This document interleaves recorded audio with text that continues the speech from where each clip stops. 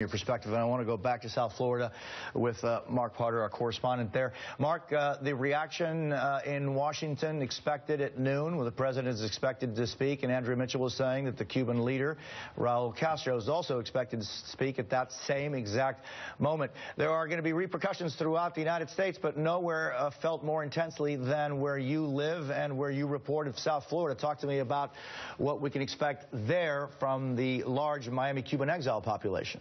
Well, I can expect a mixed reaction here. Of course, the older Cubans, the more conservative Cubans are going to react harshly to this. Not to the release of Alan Gross. I mean, they clearly want that. They certainly want that. But it's all the other talk that's out there about what this will lead to. Does this suggest a softening in relations between the United States and Cuba?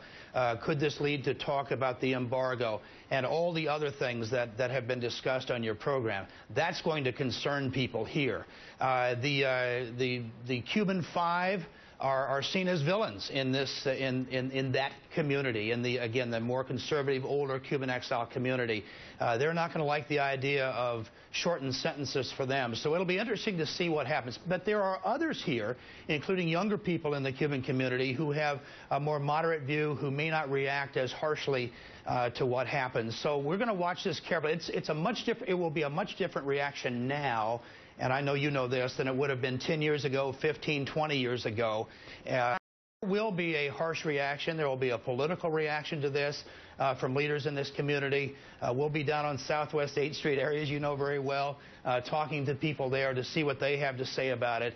And so it's going to be a mixed reaction. But again, they're not going to be as happy about this in the main as others in other parts of the government, other parts of the country. Yeah, and Mark, I think it's important to underline what you said. I think there is a difference between the political side of things, and in South Florida and throughout the United States where there are Cuban exiles.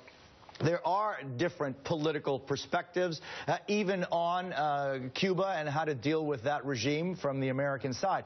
But I do think that when you have 3 convicted spies, including people who were behind the death of American citizens, that I think there's less gray area from people who don't necessarily see that as being part of the future relations between the United States and the Castro regime, because these are convicted spies in the United States of America, and they received all of the rights that they had in the American judicial system.